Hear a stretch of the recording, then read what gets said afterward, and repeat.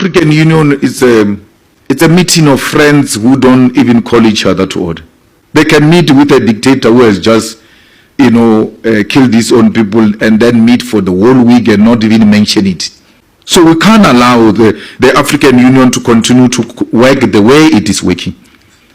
We are talking here about SADC. We have a problem here in Zimbabwe. These members of SADC don't call the government of Zimbabwe to order because it's a group of brothers. That government is violating people there. The Organization of African Union created on May 25th, 1963 in Addis Ababa, Ethiopia, was part of an effort to circumvent efforts by Kwame Nkrumah to build a single union of African states. And instead we come up with an Organization of African Union that codified the colonial borders that were created by Europe in 1884 and 85. We have to be able to break out of this, but it's going to take revolution in order to do this. African revolution in order to do this. African revolution that will destroy imperialism and the world economy that's responsible for the growing immiseration of the masses of people around the world. Uhuru. Why can't we have one president in this African continent? Why 55? And I am arguing an ever closer African Union will not deliver the United States of Africa. Kwame Nkrumah's dream. Nkrumah, there was a big debate, by the way, for those who don't know, in '63, between Nkrumah on one end and Nyerere. Nyerere was saying, let's go brick by brick, build our nations, build our regional blocks, and then go and build an African unified framework. Nkrumah was, no, that's dangerous. Let us move very quickly and create one government, one foreign policy, one army, a common currency, and create the United States of Africa right now in the 60s. And of course, Nkrumah lost, Nyerere won. And guess what? 56 years later, we're still moving closer and closer. We'll never get there. We'll never get there because of the nature of the African Union. Now, if we were to work together, our diamonds and gold and platinum under one command, and guess what? You see, the ever closer African Union allows fragmented states, allows non-viable states, and allows the Chinese, the Indians, and the Americans to come and negotiate with Botswana, negotiate with Nigeria, negotiate with Zimbabwe. We get shortchanged as Africans. Can you imagine if I was to walk up and say, here I come, I'm the African. I speak on behalf of 1.2 billion people. I speak with a GDP of $2.3 trillion behind me. If I did that, I'll be able to get better deals than we get currently under this arrangement. An ever closer African Union will not deliver what we want. We want the United States of Africa. Yes, there are problems, 4 time zones, languages, and so on. Yes, it is difficult. But let's go to Kennedy and Mandela. Kennedy says, because it's difficult, we must do it. Not because it is easy, but because it's difficult. Mandela says, it always looks impossible until it is done. We want the United States of Africa, which cannot be delivered by the African Union, even if it gets closer and closer. This is African Union headquarters here in Addis Ababa. But honestly speaking, I don't know what they are uniting. Because tell me why an African brother from the West can't visit a sister or a cousin in the East or South without queuing for a visa. And we have African Union. And we have African Union. What is AU? AU means African Union. What is a union? A union means one. In other words, African Union means a United States of Africa. But that is the biggest lie ever. Ordinary Schengen visa, not a passport, not a citizen of Europe. You can literally travel to the whole European countries without a restriction. Without a restriction. All the borders in Europe now, they use it to sell coffee. They use it to sell coffee. We have African Union. Yet, an African brother from the West can't travel to the East without queuing for a visa. An African sister from the South can't travel to North without queuing for a visa. And we have African Union. What are they uniting? I don't know. You get to the point now. What are they uniting? I don't know. This is the African Union headquarters. This is the African Union headquarters. What are they discussing here? I don't know. They have meeting here almost every week. I don't know what they are discussing. We have African Union, yet African people are not free in their own continents.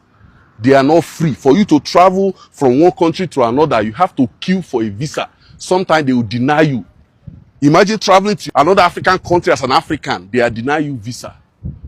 You get to the point now. If I tell you what I saw, just from Togo to Ghana, if I tell you what I saw, same West Africa, though, same West Africa, not even from the north or from the south. You get to the point now. If they don't know what they are doing, you guys should just change this place to agricultural center. It will be more beneficial, more profitable, and more everything for African people. Because you just come here, sit down, discuss what I don't know. What is the mission and vision of AU? To unite African people. Yet, we are not united in Africa. Africans are not free in the same Africa. That is why African economy is down. If you are not united, if African cannot travel within African country, there is no how we're going to develop. It's not possible. Because there is somebody with talent from the West, another person with talent from the South. The only way for him to develop his talent, he has to travel to another African country to develop himself. If he cannot travel freely, he cannot develop his talent. You get to the point now. This is unacceptable, and we have African Union. We have African Union. They have meeting every day, yet nothing is going on. There is no development. I begin by thanking the comrades from Palestine who have spoken, and I greet them most warmly. Welcome to South Africa. I begin by saying the world is a very troubled place, and I don't want us to pretend that it is easy. It's not. We are faced with a very challenged world. I realized this when in 2021 I was sitting in a summit of the Executive Council of the African Union, and it was whispered to me that the African Union Commission chairperson had issued an invitation to Israel to become an observer at the African Union. Imagine my horror. I decided at that moment that I would raise my arm and would propose that this decision be rescinded. I walked around the room seeking supporters. Of the 54 nations, I got 3. And I include SADC in that. But I said, nevertheless, this is not going to happen. I therefore lifted my arm and said, I wish to table a matter. I have learnt of this, and as South Africa, we object to it, and it must not be implemented. We want our leaders to discuss it. And we will never accept it as South Africa, and while we appreciate the role that the Organization of African Unity played in us achieving our freedom as South Africa, this decision of the AU Commission chairperson will make us consider whether we can be present in the African Union. I thought I would get support from many of the countries gathered in the room. But what I discovered is that countries that are oppressors, that continue to be colonial occupiers, are using financial muscle to provide grant and aid to African countries and secure the depoliticized support of African countries for these oppressive nations. Among them, Israel and Morocco. They're playing a very negative role in Africa. And comrades, I'm being frank here because you in this room, you are supposed to be trade union leaders, many of you, or you lead progressive organizations, and you are failing in your duty to convince governments in Africa and all other countries of the South that they cannot tolerate such situations. It can't be left to us as members of government to be the ones that take up these issues with no word from progressive organizations. This is intolerable and cannot continue. So I'm hoping out of this conference that you are going to decide, rise up, rise up, rise up. Don't say what's Comrade Naledi doing. That decision on Israel hasn't been implemented, and it won't be while I'm still there. But what are you going to do? You should be talking to all progressive unions worldwide. The unions in the United States of America, weak or strong, should be making it clear to President Biden they don't appreciate his statement, which has led to the slaughter we are seeing today. The union movement in the United Kingdom should be doing the same. If we know our work, I have no idea what has happened to our organizational capability. Because as South African leadership, our trade union movement was able to marshal under the worst oppressive chains.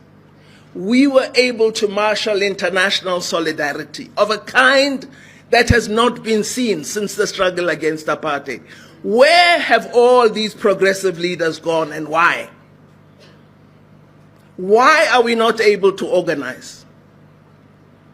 Why are we only sitting in a room as 300? There should be 3,000 here. There's something wrong, and that's why I'm saying we're in a troubled world. And we need to recognize that the world has shifted. Because what has happened is, in a determined fashion, progressive values and principles have been hacked and hacked and hacked, and it is now difficult to find the voice of the left. And we need to revive. We need to organize. We need to be smart. We need to be strategic.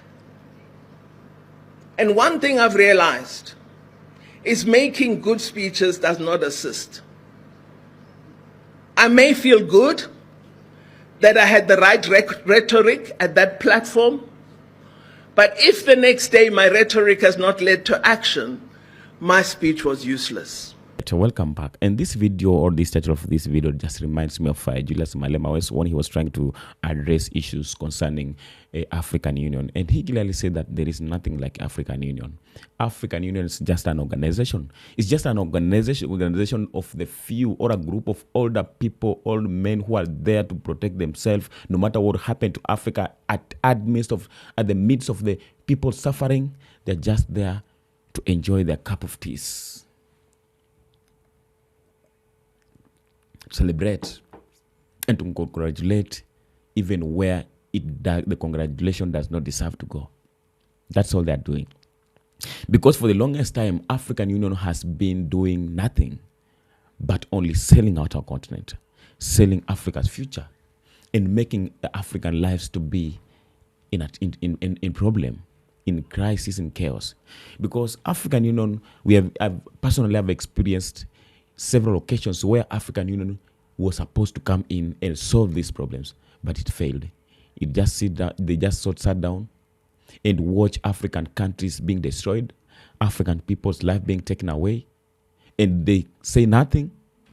This, if you can remember what happened just a few months ago in the country of Tanzania during the election period, what has happened just a few days in the country of Uganda, what happened in the country of Cameroon. These African leaders who are coming to take advantages to African people, just for them to secure their position. The African Union has always been coming out through their leader to come and congratulate all these greedy leaders who are making the death and damages to their countries. African Union, through African Union, the imperialists have been coming out to access to African continent, just for them to benefit from it, from us. And African Union has been there quietly. So we are like beggars in our own home, in our own resources. African Union has did nothing to protect Africa from exploitation. But today African leaders are still going out to go and borrow loans to beg for Africa, for African development, and they are there. Ramaphosa once was in a meeting trying to speak about this, that we as Africans, we are not in a position of begging, but we have to make the decision that we know it's going to help African continent. But this sittings, these summits, these talks has been happening for the longest time. I do remember, Mr. President, the 11 years old old boy from Uganda who always come out to speak about the African geopolitics and African matters, asking that for the longest time, if he get the chance to go and address to attend the African Union Parliament seat, he will only ask one question. After that long, what these people are discussing? Because after that long of the Africa's Union building or launching, they're still discussing one thing, but they have never came out with a conclusion on how to save the continent from exploitation, from terrorism, from poverty, from everything. They've never came out with a conclusion of what is supposed to be done in Africa just to make African continent to be peacefully, to be stable, and to be developed as how we as the African people are wishing to have the African continent. So what are they discussing?